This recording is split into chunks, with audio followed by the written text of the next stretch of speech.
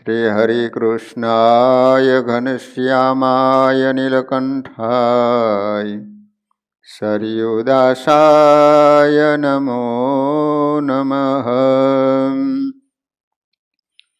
बोलो स्वामिनारायण भगवाननी, श्री हरिकृष्ण महाराजनी, श्री नरनारायण देवनी, श्री लक्ष्मीनारायण देवनी, श्री रेवती बड़देवजी महाराजनी जय।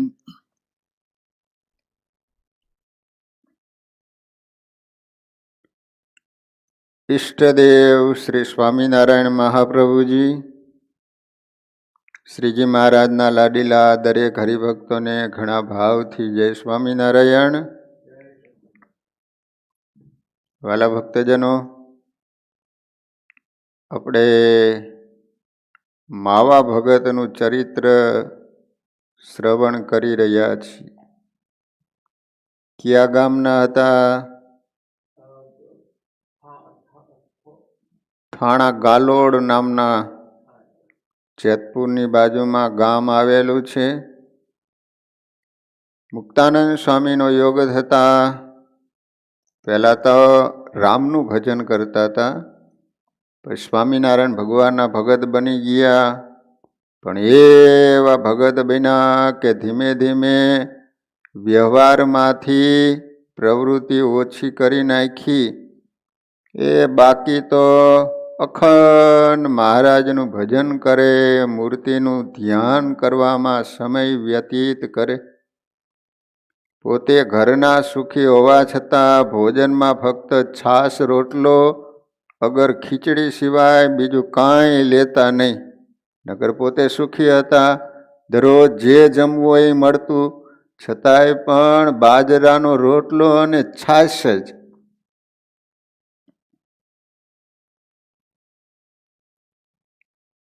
આ રીતે સાદું જીવન કરી નાખ્યું। રસના ઇન્દ્રિય જીતવા માટે મીઠા વગરનું જમવું, કોઈ વાર ઘી દૂધ વિનાનું લુખું અન્ન જમવું, તો કેટલોક સમય ફળ ફ્રૂટ ઉપર રહેવું અથવા એક જ અન્ન જમી લેવું। આ રીતે વ્રત તપ અને સેવા કરવાનું એમનું અંગ હતું। મહારાજને તપ બહુ પ્રિય હતું। ભગવાને કેટલા 7 વર્ષ સુધી તપ કર્યું, એ પણ કેવું તપ આકરું। ભગવાનને 4 દિવસે ખાવાનું મળે ન મળે, 6 દિવસ સુધી પુલા આશ્રમમાં મહારાજે 4 મહિના સુધી એક પગે ઊભા રહીને તપ કર્યું। પુલા આશ્રમ ગયા હોય એને ખબર પડે, મારી નાખે એવી ઠંડી। અહીંયા તો શું ઠંડી પડે, એના કરતાં પણ વધારે। અને હાંજે પવન એવો ફૂંકાય તમને ઉડાડી દે। તોય પણ નીલકંઠ મહાપ્રભુ 4 મહિના સુધી એક પગે ઊભા રહી અને એવું આકરું તપ કર્યું, એવું આકરું તપ કર્યું। મહારાજ વચનામૃતમાં બોલે છે કે શરીરમાં માંસનો ભાગ ન રહેવા દીધો। આમ કંઈક લાગે ને તો પાણી નીકળે પણ લોહી ન નીકળે। તમે વિચાર કરો, એ માણસ જીવી શકે? ભગવાન હતા ને। અને એવું ફૂક લકડી શરીર થઈ ગયું ભગવાનનું કે આમ પવન આવે ને તો જાણે હમણાં ભગવાન પડી જાય છે કે શું।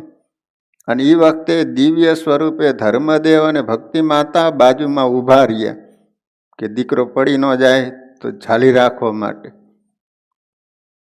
કાર્યાણીનું 10મું વચનામૃત, એમાંય મહારાજ કહે છે કે અમને તપ બહુ વાલું છે।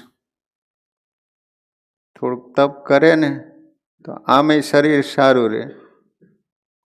એટલે માવા ભગત એનું જીવન તપમય, વ્રતમય, સેવામય એમનું ખૂબ અંગ હતું। એટલે ઝાડવું હોય ને, ઝાડવું એના મૂળમાં તમે પાણી નાખો એટલે આખું ઝાડવું લીલું છમ રહે ને, એમ આપણું શરીર છે ને, બધી ઇન્દ્રિયો બેકાબુ ક્યારે બને કે તમારો જીભ ઉપર કંટ્રોલ ન હોય, ખાખા કરો ને પછી ઇન્દ્રિયો તમને કંટ્રોલ ન કરી શકો, પછી એ બધી ઇન્દ્રિયો મન ફાવી અહીંયા ફર્યા કરેલો. જેનો જીભ ઉપર કંટ્રોલ હોય, રસાસ્વાદ ઉપર કંટ્રોલ હોય ને, એ જ ભગવાનનું ભજન કરી શકે, એ જ ઇન્દ્રિયોને જીતી શકે. જેટલું શરીર નિર્બળ થાય એટલી જ ઇન્દ્રિયો કાબુમાં રહે. નહીતર આ ઇન્દ્રિયો છે ને જન્મો જન્મ વિષય તરફ જ ઢળવાનો ઢાળો પડી ગયેલો છે ને, એટલે એ વિષયો તરફ જ આપણી ઇન્દ્રિયો ભાગે છે. લો, નહીતર અત્યારે ધનુર્માસ છે, વહેલા ઉઠીને ભગવાનનું ભજન કરવા માટે મંદિર આવી જાય શું વાંધો કયો, હલો. પણ મહિમા એટલો બધો નહીં ને.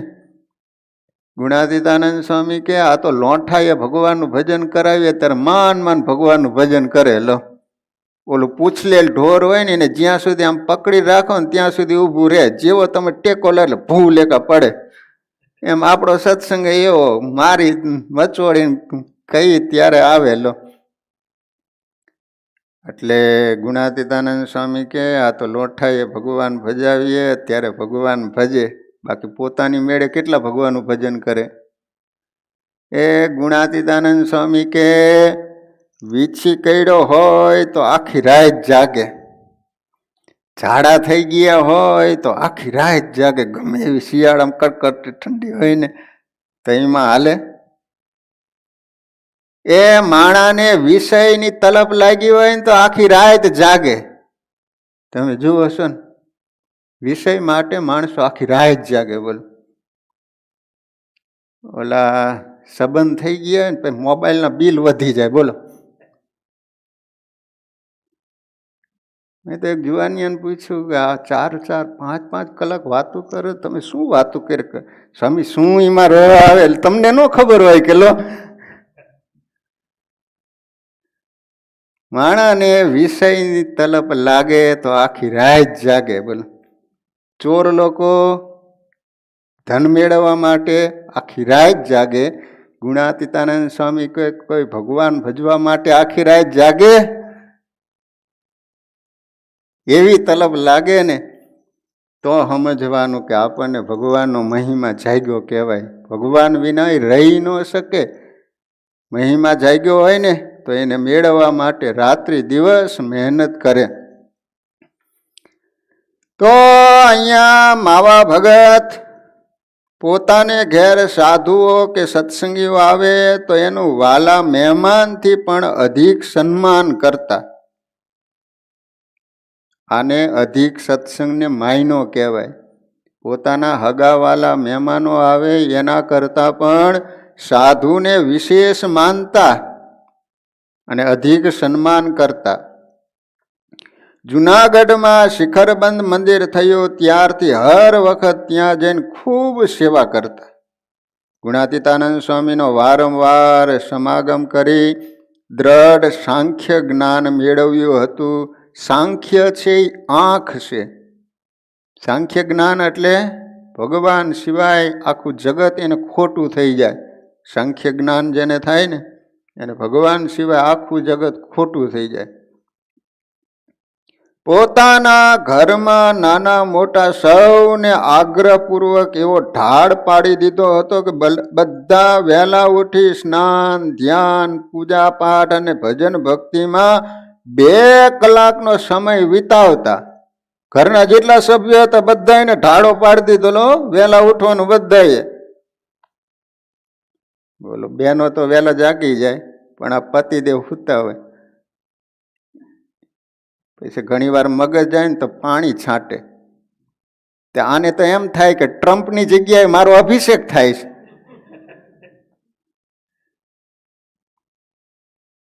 વહેલા ઉઠી સ્નાન, ધ્યાન, પૂજા પાઠ અને ભજન ભક્તિમાં 2 કલાકનો સમય વિતાવતા. આખો દિવસ ખેતી કામ કરે પણ સાંજે સૂર્યાસ્ત થાય એટલે ઘરમાં ઠાકોરજીની આરતી સ્તુતિ પ્રાર્થના કર્યા પછી જ ભોજન લેવાય. ઘરના બધા સભ્યોને હાજર થઈ જવાનું. આરતીમાં પછી સ્તુતિ પ્રાર્થના બધું થાય પછી જ બધાને જમવા આપવાનું. હવે આવું નિયમ રાખ્યું હોય તો છોકરાઓ આવે કે ન આવે, પણ આ તો કંઈ કહેવાનું જ નહીં ને. એટલે મંદિર આવે તો ભલે, ન આવે તો ભલે. કોઈ બાપા એના દીકરાને ભલામણ કરે કે આખા દિવસમાં બેટા તું મંદિરે જા, આમ કસરત કરવા માટે કલાક બે કલાક જાઓ છો તો મંદિર જવામાં શું વાંધો છે? પણ કોઈને કાંઈ પડી જ નથી. બોલો, દીકરાઓને આપણે સુખી બનાવવા એવી બધાને ભાવના છે, પણ મર્યા પછી દીકરાનું શું થાય છે એવી કોઈને ચિંતા છે કયો? હલો, બાકી આ લોકમાં થોડાક વર્ષો રહેવા માટે તમે સુખની ઈચ્છા રાખતા હોય, એના માટે આટલું બધું કરતા હોય, તો પછી દીકરાના જીવનું મર્યા પછી શું થાય છે એ કોઈને ચિંતા છે કે? અને ચિંતા થતી હોય તો એના પાછળ કંઈક કરવું જોઈએ ને, દીકરાઓને ભલામણ કરવી જોઈએ. તો માવા ભગત એવા હતા કે સૂર્યાસ્ત થાય એટલે ઘરમાં ઠાકોરજીની આરતી સ્તુતિ પ્રાર્થના કર્યા પછી જ ભોજન લેવાય. સૌ જમી રહે એટલે બધા ધૂન કીર્તન કરે તથા નિયમની માળા ફેરવે. અને માવા ભગત પોતે વચનામૃત, ભક્ત ચિંતામણી, નિષ્કુળાનંદ કાવ્ય વગેરે ધર્મ ગ્રંથોની કથા વાંચે અને સૌ સાંભળે. હા, આવો પરિવાર હોય ને ત્યારે તમારું ઘર છે ઘર મટીને ભગવાનનું મંદિર બની જાય.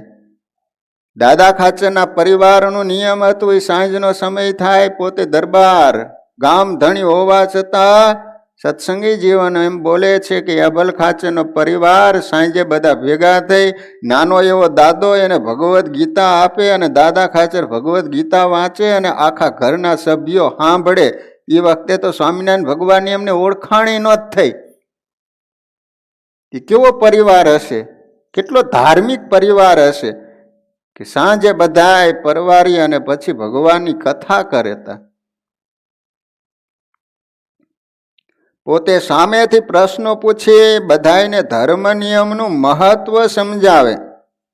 આ રીતે માવા ભગતનું ઘર સવાર સાંજ જુઓ ને તો કોઈ ઋષિ મુનિનો આશ્રમ હોય ને એમ પ્રભુ સ્મરણમાં મંગલમય વાતાવરણથી બીજાને પણ પાવન કરે એવું પ્રભાવશાળી બની જતું હતું કે જાણે કોઈ ઋષિ મુનિનો આશ્રમ હોય ને. સવારના સમયમાં માવા ભગતના ઘરનું એવું વાતાવરણ લાગતું. ધોતી ખેસ પહેરીને ભગવાનની પૂજા કરતા હોય, આરતી થતી હોય, ધૂન કીર્તન બોલાતા હોય, એ ઘર જાણે બ્રાહ્મણનું હોય ને એવું લાગે. આ રીતે પરમ ધાર્મિક અતિ ઉચ્ચ સંસ્કારોમાં ઉછરેલું માવા ભગતનું આખું કુટુંબ પ્રભુ પરાયણ બની ગયું હતું. તમારા ઘરનું વાતાવરણ હોય ને તો એની છોકરા ઉપર અસર થાય તરત.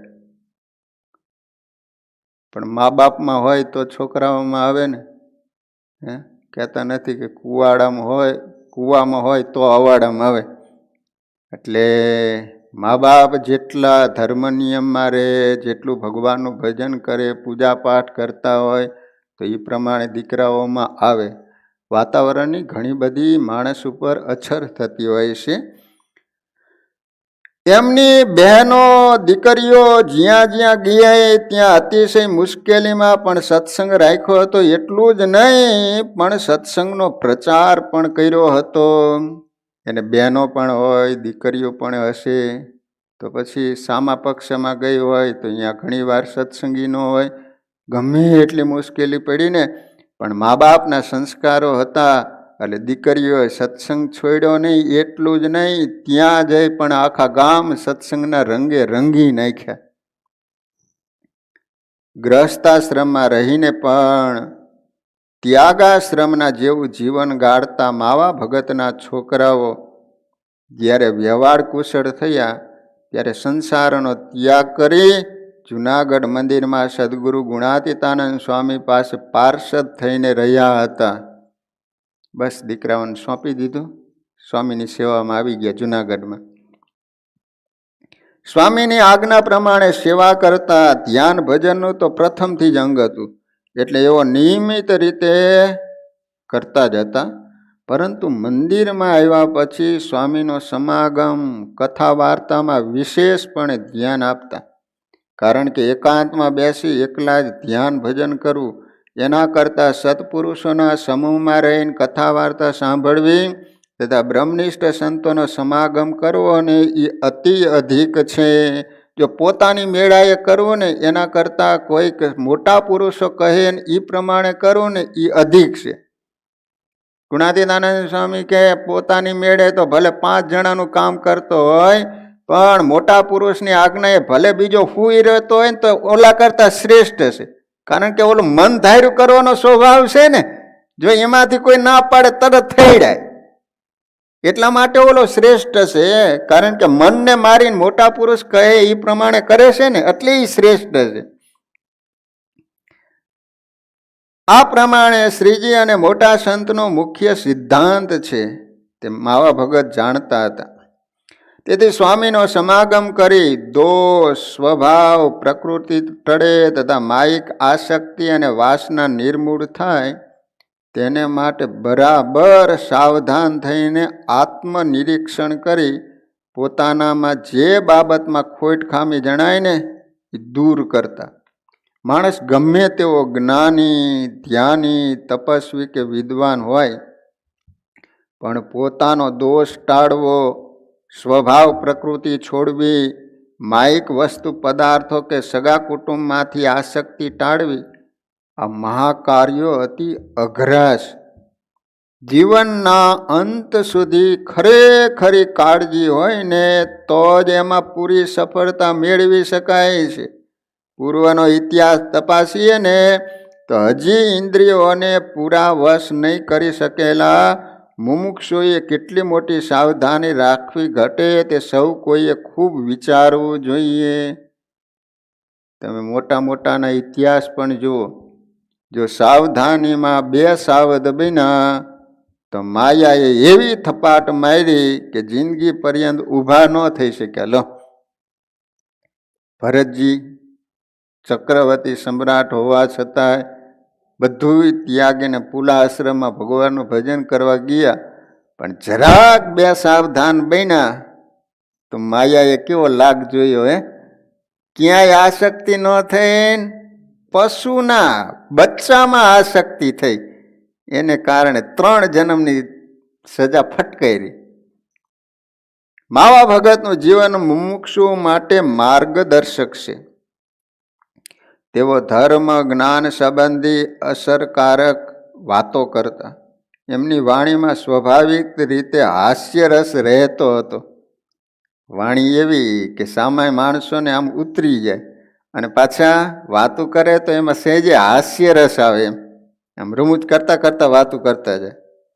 તથા લૌકિક દ્રષ્ટાંતો આપી ટૂંકમાં ઘણું સમજાવી શકતા. તેથી કથા વાર્તા થઈ રહ્યા બાદ કોઈ વાર સદગુરુ ગુણાતીતાનંદ સ્વામી કહેતા કે માવા ભગત, માવા ભગત વાતો કરીને સૌની આળસ ઉડાડો. એટલે કોઈએ કે પૂછ્યું કે માવા ભગત, એ જગતના લોકો એ આખી જિંદગી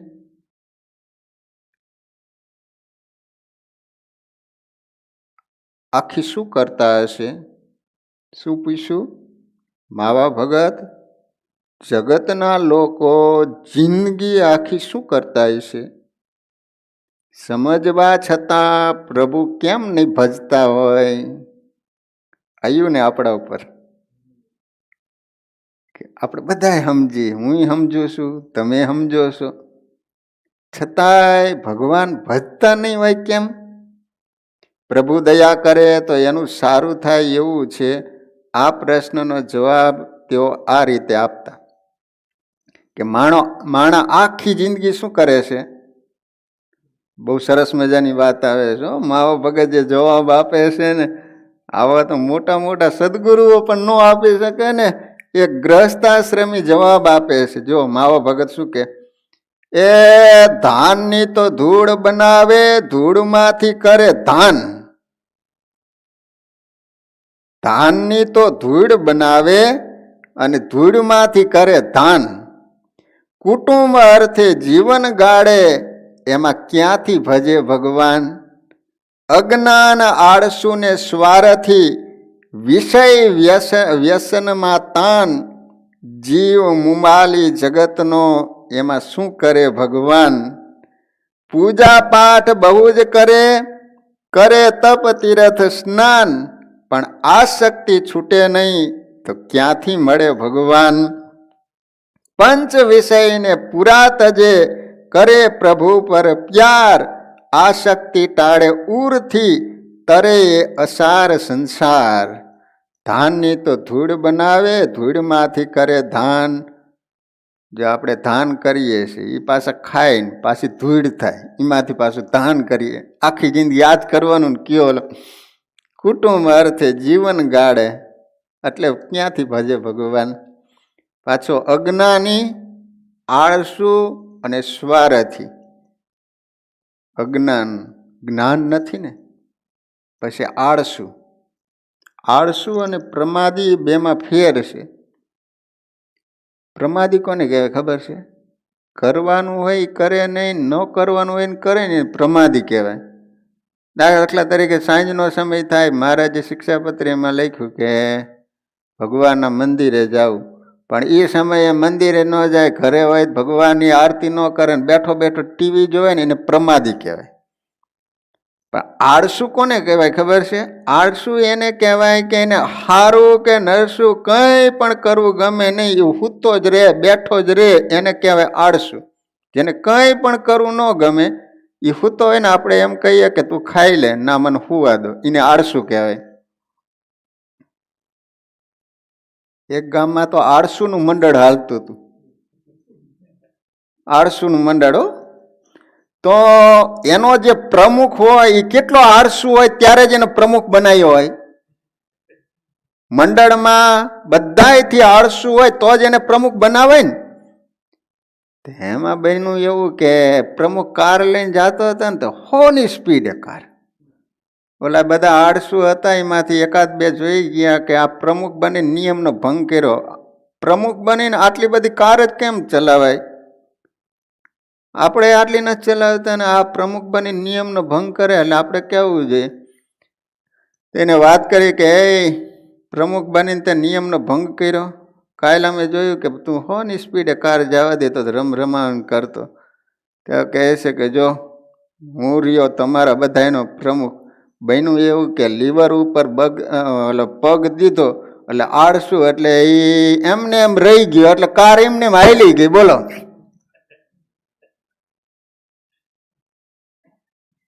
એક આળસુ તો ઝાડવા નીચે ઉતરેલો, ઉપરથી કેરી પડી, આંબા નીચે ઉતરો, આમ એકાદ ફૂટ આમ દૂર પડી, એ સૂતો હતો.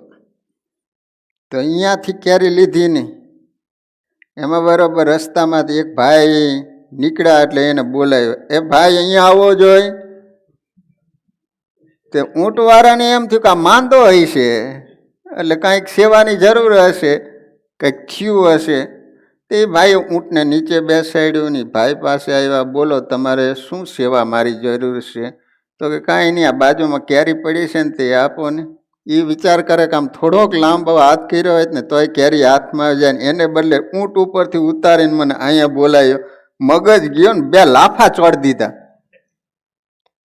કેરી આપી નહીં એટલે ઊંટવાળા ભાઈ હતા એ તો પછી ઊંટ હતો ત્યાં તરફ હાલવા માંડ્યા ને, ત્યારે આ હૂતો હું બોલ્યો ખબર છે? મારો આળસુ લાગે. ઈ આળસુ કે તું આળસુ? અજ્ઞાન આળસુ ને સ્વાર્થી વિષય વ્યસનમાં તાન. બોલો, માણાને વ્યસનનું તાન પડી ગયું હોય, તમે જુઓ, વિના વિના હાલે નહીં. બોલો, ઘણા તો એમ કે સ્વામી કદાચ આખો દિવસ ખાવાનું ન મળે તો હાલું જાય, પણ ઈ મારે જોઈ લો કેવા હરેડ બંધાણી થઈ ગયા. બોલો, બોલા સ્વામિનારાયણ ભગવાન જેતપુર પધારેલા તો સંતો અહીંયા ભાદર નદીએ સ્નાન કરવા માટે તેમાં એક પઠાણ આવ્યો, એવો જાડો શરીરે.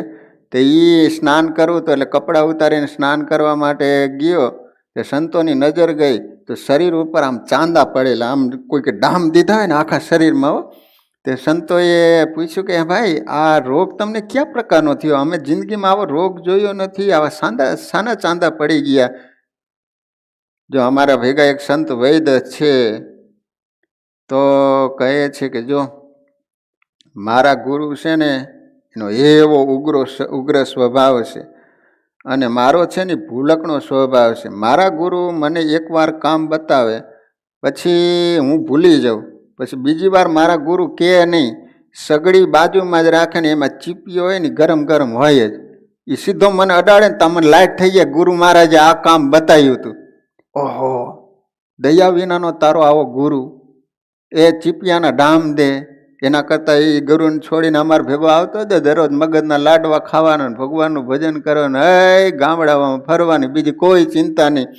એ કે તમારી વાત સાચી હો, તમારી વાત સાચી, કહેતા હોય તમારે ભેગો આવતો રહો, પણ મારી એક ટેવ છે, મારા ગુરુ છે ને દરરોજ 250 ગ્રામ મને ગાંજો આપે, તમે ગાંજો આપશો તો તમારે ભેગો આવું. બાપા અમારે અહીંયા ગાંજો ન મળે હો, તો કે તમને સલામ, ભલે ચીપિયાના ડામ ખાઈ પણ ત્યાં રહીશ લો.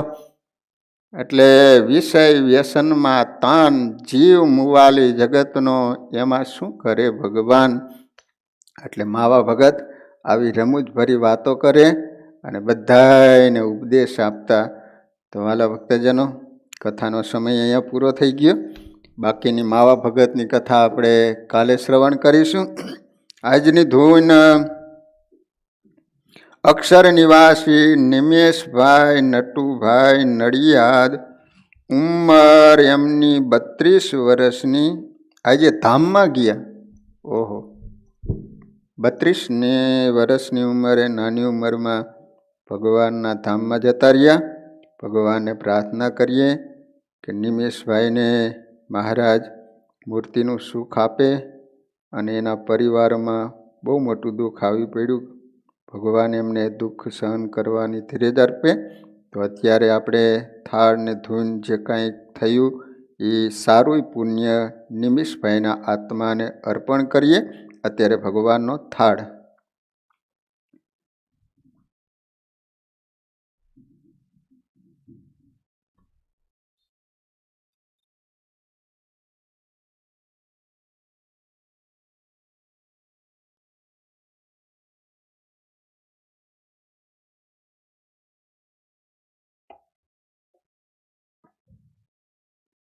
જમો તાળ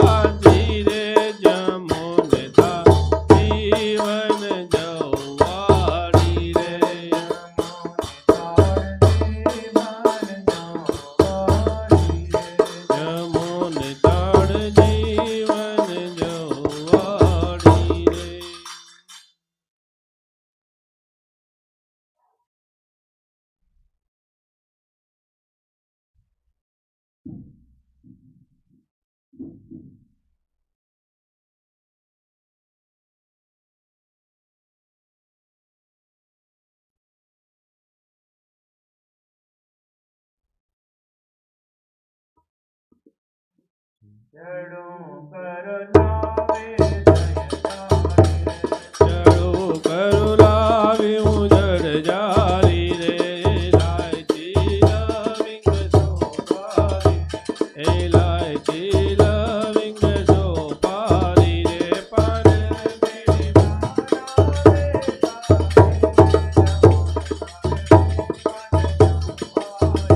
એ પાન બીડી બનાવી સારી રે જમોને તાળ જીવ જવાળી રે મુખ વાસ મન ગમતા લઈને રે પ્રસાદી તાળ તણી રે પ્રસાદી તાળ તણી દઈને રે બ્રહ્માનંદ કહે રાજે વારી રે બ્રહ્માનંદ કહે રાજી દઈને રે જમોને તાળ જીવ જવાળી રે જમોને તાળ જીવન જવાળી રે જમોને તાળ જીવન જવાળી રે નારાયણ સ્વામી નારાયણ નારાયણ નારાયણ નિશ્યામ મહારાજની જય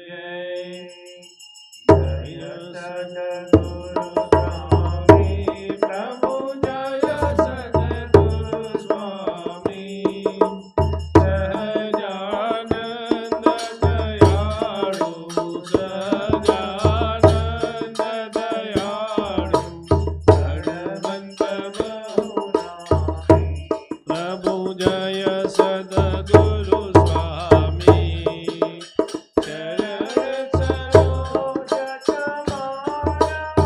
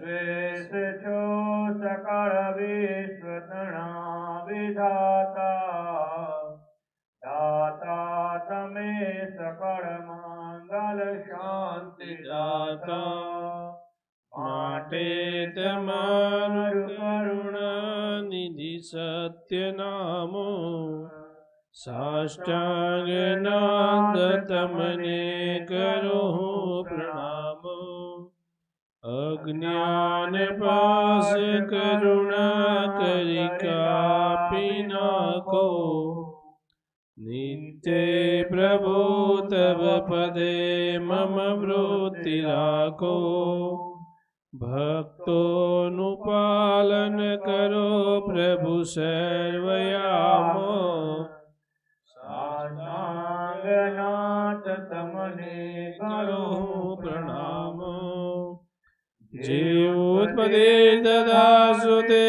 લય કરે વેદો સ્તુતે ઉચ્ચરે જેના રોમ સુધી દ્રમાયણુષમા બ્રહ્માંડ કોટી પરે માયા કાળ રવે સસે સુરગણો આજ્ઞાન લોપેક્ષ એવા અક્ષરધામના યદિપતિ શ્રી સ્વામિનારાયણ આવી અક્ષરધામથી અવનિમાં જે દેહધારી થયા આપ્યા સુખ અપાર ભક્ત કનને દિલે ધરીને દયા કીધા ચાર ચરિત્ર ગાન કરવા જેને કરુણા કરી વંદો મંગલમ મૂર્ધની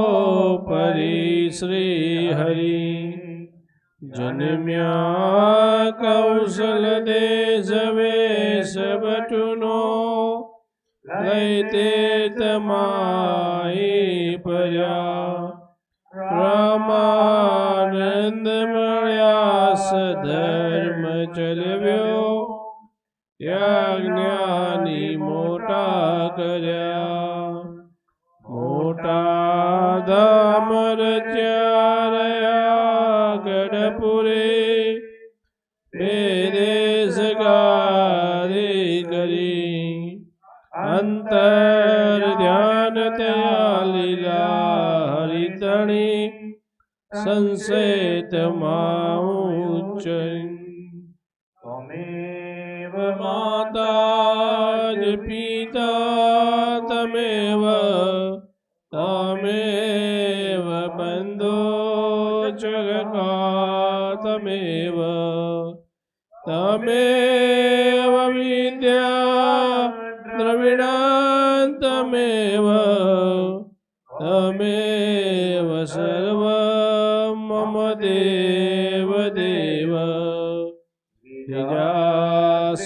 વિજાસિતના સકલાર્તિ હંતા સધર્મ ભક્તિ રવિનમ વિદાતા દાતા સુખના મનસે સિતાનામ તનોત કૃષ્ણમ કિલ મંગલમ નમઃ શ્રી ઘનશ્યામ મહારાજની જય શ્રી રાધા કૃષ્ણ દેવની જય શ્રી નર નારાયણ દેવની જય શ્રી લક્ષ્મી નારાયણ દેવની જય શ્રી રેવતી બળદેવજી મહારાજની જય શ્રી ધર્મદેવ ભક્તિ માતા હરિ કૃષ્ણ મહારાજની જય સ્વામિનારાયણ ભગવાનની જય શ્રી સિયાવર રામચંદ્ર ભગવાનની જય